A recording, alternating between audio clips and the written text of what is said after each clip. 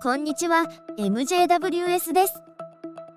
今回紹介する都市モノレール構想ルートは、昭和61年に報告書が取りまとめられた上尾市都市モノレールについて紹介します。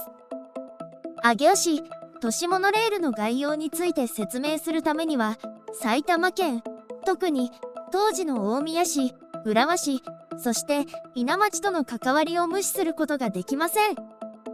埼玉県と地元では、かつて東北上越新幹線建設の条件として、通勤新線、後の埼京線の設置を要望。1985年9月に赤羽から大宮間が開業します。さらに、埼玉新都市交通ニューシャトルが1983年12月に大宮から羽貫間で運行を開始。1990年8月に大宮から内宿までの全線開業に至りました。実はこれ以外にも、都市圏内の公共交通を充実させる目的で、都市モノレール及び新交通システムの導入構想が議論されており、周辺地域となる当時の大宮市では大宮都市モノレールが、当時の浦和市でも浦和市都市モノレール構想の議論が行われています。大宮や浦和の都市モノレールと市境界で接続し、上尾市中心部、原市、丸山、伊那中央までの接続ルートとして構想されたのが上尾市都市モノレールでした。上尾市都市モノレールの構想ルートは少しややこしく、1案と2案の2パターンのルートが構想されています。資料からの読み取りが難解でしたが、なるだけわかりやすいよう、各ルートの色を変え、Google Earth 上に表記しました。白色で示す部分が1案2案ともに共通する区間。黄色が1案、青色が2案のルートを示しています。なお、1案については、上尾駅付近までは複線、上尾駅以降、単線で分岐し、それぞれ原市駅と伊那中央駅を目指すルートとなっていました。早速ルートをたどりながら、このモノレールが構想された背景を紹介していきます。まず、大宮都市モノレールとの接続駅、かつ上尾市都市モノレールの南側起点駅となるのが高木駅。ここで大宮都市モノレールと相互乗り入れを行い、上尾駅まで接続する構想でした。ここから上尾駅付近までは、原市、伊那中央ルート、および丸山ルートともに路線が共通していますので、図中には白色でルートを示しています。大宮都市モノレールから上尾市域にバトンタッチした上尾市都市モノレールは、上尾バイパスを伝い、北上、西上尾第2団地先で東西幹線道路に入り、さらに西上尾第1団地前を通過します。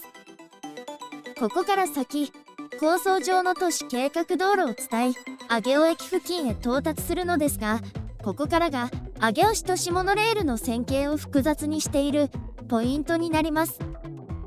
上尾市都市モノレールでは、上尾駅付近で単線となり、それぞれ伊那中央、原市を目指すルート1案、そして複線のまま上尾駅を通過、丸山駅を目指すルート2案が構想されていました。図中、黄色の線が分岐していると思いますが、これが1案のルートです。対して青色で表示されている線が丸山駅まで続く2案のルートとなっています。また途中、白色で表示されている線がありますが、この区間は1案2案ともに通過する共通のルートとなっています。まずは1案のうち伊那中央を目指すルートに沿って進んでいきましょう。なおこのルート、上尾駅の北側に位置する市民体育館通りではなく、構想上の仮称東西幹線道路を帰属するルートとなっています。よって現在この位置に幹線街路は存在していません。むしろ伊那中央駅直前まで主だった道路はなく、想定ルートをたどるのは地元の方でもない限りかなり難しいです。画像奥手には埼玉新都市交通伊那線の伊那中央駅が見えてきました。上尾市都市モノレールの一案伊那中央ルートは伊那線の伊那中央駅前の道路に直角に進入してくる線形で末端駅を配置する構想でした。こちらが埼玉新都市交通伊那線の伊那中央駅。この脇の道路直上がモノレール駅の設置想定位置となります。一案は上尾駅付近以降分岐し、この伊那中央駅と同じく埼玉新都市交通伊那線の原市駅を目指すルートでした。画像は Google Earth に戻り、もう一つの一案ルート原市ルートを見ていきましょう。横方向に右手に伸びる黄色のルートが原市ルート。2案とは異なり上尾駅の直前を通過しないのが特徴です。1案の分岐ルートはいずれも単線で各末端駅を目指すルートとなっていて、上下線の交換は各駅で行う予定でした。モノレールの敷設では分岐器にコストがかかることは当時でも周知の事実となっていました。実際各駅に分岐器を配置し交換駅として機能させるつもりだったのかはいささか疑問が残るところではあります。画像の位置で2案の想定ルートと合流以降、白色で示す線は2案とルートを共通とする区画となっています。画像正面が丸山駅方向ですが、1案の原市ルートはここで右折埼玉新都市交通伊那線の原市駅位置を目指しました。画像に映る第18駅平塚駅は1案原市ルート2案ルートともに駅の設置が想定されています。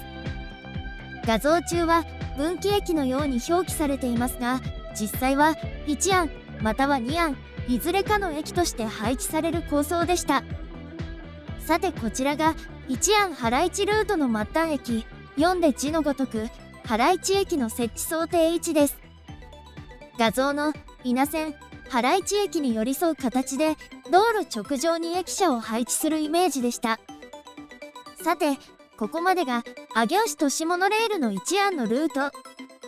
ここからは上尾駅付近に戻り、ルートの2案上尾駅から丸山駅に至るルートに沿って進んでいきましょう。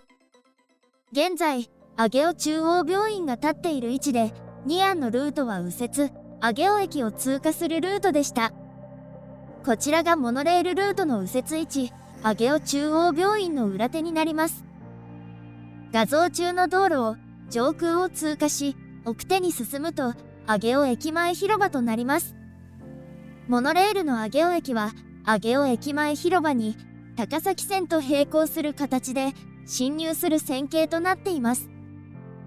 画像を左手に進むと1案との分離部上尾中央病院付近、右手に進むと丸山駅方向となります。上尾駅を出た2案モノレールルートは構想上の道路に沿ってそのまま高崎線と並行して進み、仮称第10ダッシュ駅を通過51号および323号に帰属するため左折上尾運動公園陸上競技場脇をかすめます。さてこの上尾市都市モノレール上尾市内部分の計画については今回紹介している上尾市都市モノレール調査報告として上尾市が示したモノレール構想です。当時は都市モノレールの導入が一つのトレンドとなっていた時代、上尾市も同様に今回のモノレールルートを調査検討していたのですが、多摩や千葉島と異なり上尾市は実際のところ完全に単独構想として調査を進めていたわけではありません。埼玉中枢都市圏では上尾市を含む複数の都市で都市モノレールの構想を立ち上げ、具体的には大宮、浦和、川口、そして今回の上尾市と地域をまたいだモノレール路線網を構想しました。全体的な構想については後日別の動画で紹介しますが、上尾市都市モノレールは市南側で構想された大宮都市モノレール構想ルートと接続する形で上尾市内へのモノレール路線の展開をベースとする計画として調査されました。このため上尾市の南側の路線はほぼ一択となり、市の北側については市の発展を第一に考え、複数のルートが検討されたようです。ここから先は上尾市都市モノレールに限定した課題ですが、上尾市都市モノレールの北側または東側末端部はいずれも埼玉新都市交通稲線ニューシャトルの各駅に接続することを前提とした調査が行われていました。当時稲町では都市モノレール等の構想について町として関与しないことを示していたほか、東北上越新幹線によって町が分断されるのと引き換えに、この埼玉新都市交通ニューシャトルを開業することを確約、町と大宮とのアクセスが改善されたばかりでした。町としてこの都市モノレールへの費用負担に難色を示した状況です。また都市モノレールの構想を持っていたいずれの都市もモノレール導入には拡幅を前提とする16メートルの幅員しかない道路が多く、構想以前にルート上の道路を拡幅する必要があったのです。今現在も特に多摩モノレール延伸を計画する地域では道路幅員の不足がネックとなり、計画の実行に移れないという状況がありますが、この埼玉中枢都市圏の多くの都市で同じ課題があったようです。結果的に上尾市都市モノレールを含む埼玉中枢都市圏の都市モノレール、大宮都市モノレール、浦和都市モノレール、